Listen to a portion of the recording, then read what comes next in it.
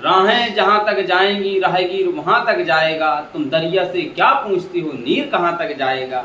अरे खींच धनु की डोर और निशाना साधो अपनी मंजिल का, ये बाद में देखेंगे तीर कहाँ तक जाएगा। नमस्कार, इस वीडियो में हम प्रतिबिंब यानी कि इमेज को समझते हैं। तो सबसे पहले हमने प्रतिबिंब लिख दिया, प्रतिबिंब कितने प्रकार के होते हैं ये भी लिख दिया उसमें। तो सबसे पहले आपको समझना है कि प्रतिबिंब कहते कैसे हैं, क्या होता है प्रतिबिंब। किसी भी वस्तु की जब हम कहीं पे अपनी छवि देख लें या किसी और वस्तु की छवि देख लें, वही हमारा क्या कहलाता है, प्रतिबिंब कहलाता है। धूप से हमारी छाया नीचे होती है तो वह भी क्या है, हमारा एक प्रतिबिंब है। सुबह सुबह जब आप बाल खींचते हैं तो आईना का प्रयोग करते हो तो उसमें आपको जो चेहरा दिखता है, लिपस्टिक लगाते हैं, लाली लगाते हैं, पाउडर सही लगा है कि नहीं लगा है, दाना वाना सही है कि नहीं, ये सब देखते हैं। तो काय में देखते हैं, दर्पण में। ये सब क्या है, प्रतिबिंब होता है। उसमें हमारा दिखाई क्या देता है, प्रतिबिंब। अब उसमें उल्टा काय दिखाई देता हमारी आंख में, माइंड में क्यों सीधा बन जाता। तो एक लंबा टॉपिक है, मानव नेत्र जब आएगा तो वहां पे इसको समझते हैं। तो सबसे पहले आपको देखना है कि प्रतिबिंब क्या होता है। इसमें होता है कि दर्पण के, किसी भी दर्पण के मुख्य अक्ष के समांतर, मुख्य अक्ष क्या होता है आपका, मुख्य अक्ष ये है, क्या है आपका मुख्य अक्ष। किसी भी प्रतिबिंब के, पहले आप प्रतिबिंब की डेफिनेशन समझ लो, किसी भी प्रतिबिंब के दर्पण के मुख्य अक्ष के समांतर आने वाली प्रकाश की किरण यदि किसी बिंदु पर वास्तविक रूप से मिलती है या मिलती हुई प्रतीत होती है, इसमें भाई वास्तविक रूप से मिल रही है, इसमें हमें डॉट डॉट का चिन्ह लगाया, मिलती हुई प्रतीत होती है, तो उसे हम क्या कहते हैं, प्रतिबिंब यानी कि इमेज कहते हैं। अब प्रतिबिंब आपका दो प्रकार का होता है। पहला तो होता है आपका वास्तविक प्रतिबिंब यानी कि रियल इमेज, और दूसरा होता है आपका आभासी प्रतिबिंब यानी कि वर्चुअल इमेज।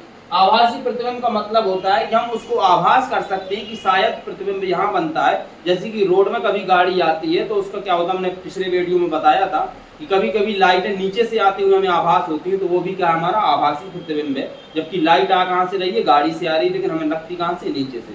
तो आभास होता है किसी चीज का, जब आभास होता है तो वही क्या कहलाता है, आभासी प्रतिबिंब कहलाता है। तो सबसे पहले हम समझ लेते हैं कि वास्तविक प्रतिबिंब क्या है। तो इसकी डेफिनेशन होती है कि किसी दर्पण के मुख्य अक्ष के समांतर आने वाली प्रकाश की किरणें परावर्तन के पश्चात किसी बिंदु पर मिलती हैं, वास्तविक रूप से मिलती हो तो क्या कहते हैं, वास्तविक प्रतिबिंब कहते हैं। इस वास्तविक प्रतिबिंब अवतल दर्पण में बनता है। किस दर्पण में बनता है, अवतल दर्पण।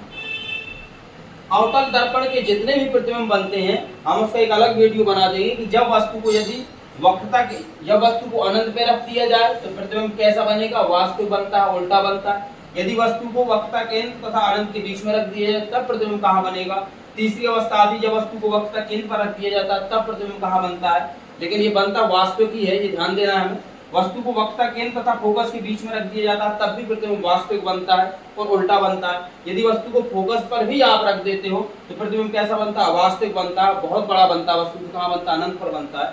यदि आप प्रतिबिंब को, वस्तु को फिर फोकस तथा ध्रुव के बीच में रख देते हो, कहाँ पे, फोकस और ध्रुव के बीच में, तब जो अवतल दर्पण प्रतिबिंब बनता है वो दर्पण के पीछे बनता है, आभासी बनता है और सीधा बनता है। केवल एक शर्त होती है भाई, बाकी अवतल दर्पण के सभी जो आपको प्रतिबिंब बनेंगे वो कैसे बनेंगे, वास्तविक बनेंगे, उल्टे बनेंगे।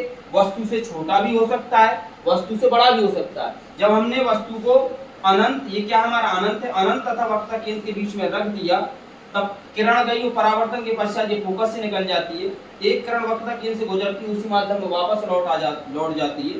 तो प्रतिबिंब हमारा कहाँ बना, फोकस तथा वक्रता केंद्र के बीच में बना।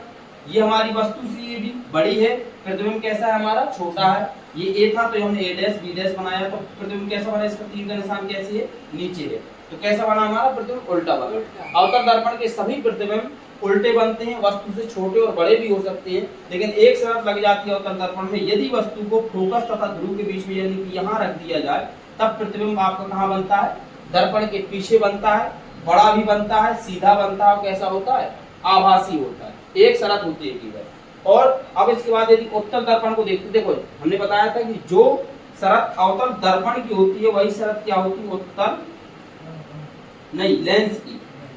जो अवतल दर्पण में होता है वही उत्तल लेंस में होता है। उत्तल लेंस में भी क्या होता है, यदि फोकस और ध्रुव के बीच में रख दिया जाए तो प्रतिबिंब कैसा बनेगा, आभासी और सीधा बनता है। ठीक है, बाकी के सभी उत्तल लेंस के जितने भी प्रतिबिंब बनते हैं वास्तविक बनते हैं और कैसे बनते हैं, उल्टे, वस्तु से छोटे और बड़े हो सकते हैं। अब इसके बीच बाद हम समझते हैं आभासी प्रतिबिंब यानी कि वर्चुअल इमेज को। तो ये हमारा कौन सा दर्पण है,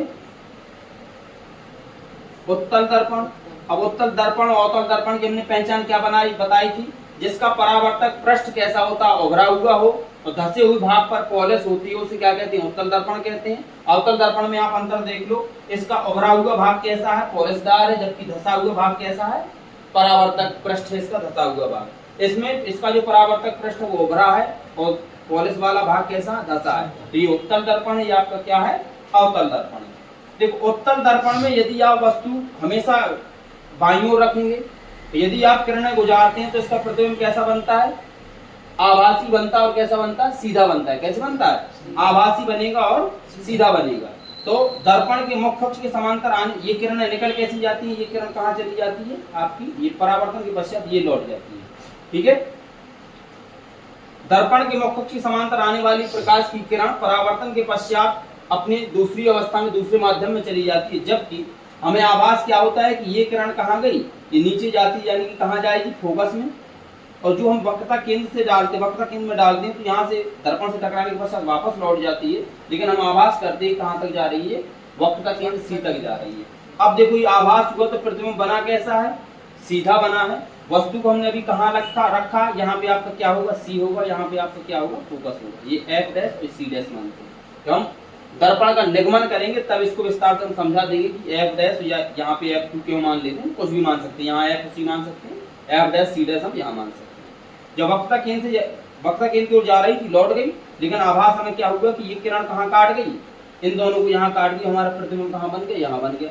कैसा बना है, सीधा बना है, वस्तु से कैसा है, छोटा है। यहाँ वस्तु को हमने कहाँ रखा है, वक्रता केंद्र तथा अनंत के बीच, ये हमारा अनंत है, अनंत के बीच में रखा है, तो प्रतिबिंब कैसा बना, वास्तविक बना, सीधा बना, वस्तु से छोटा बना। जब हम सवाल लगाएंगे तो ये प्रतिबिंब दे सकता है, क्वेश्चन डायरेक्ट पूछ सकता है, तो हमें ध्यान देना होता है कि भाई ऐसी स्थिति में प्रतिबिंब बनता कैसे, वहाँ पे डायोप्टर दे देता तो प्रतिबिंब कैसा बनेगा, ये हम वहाँ पे सब समझ लेंगे।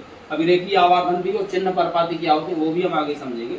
ठीक है, अच्छा, इसमें भी शर्त सेम लागू होती है। उत्तल दर्पण के जस्ट विपरीत होता है क्या आपका, अवतल लेंस। ये एक दूसरे के कैसे होते हैं, विपरीत होते हैं। जो शर्तें उत्तल दर्पण की होती हैं वही अवतल लेंस की होती हैं, जो शर्तें अवतल दर्पण की होती है वही शर्तें कैसी होती है, उत्तल लेंस की। ठीक है, ये सेम कंडीशन रखती है, लेकिन एक दूसरे के उत्तल और अवतल एक दूसरे कैसे होते हैं, विपरीत होते हैं, दर्पण में और लेंस में। बस आप ये ध्यान दे रहे हैं, जो उत्तल दर्पण की शर्तें हैं वे सेम कैसी हैं, अवतल दर्पण अवतल लेंस में है।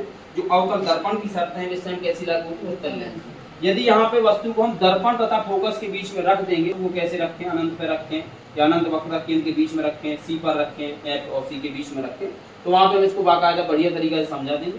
तो इस वीडियो में इतना ही रहने देते हैं, प्रतिबिंब और आभासी व वास्तविक प्रतिबिंब किसे कहते हैं।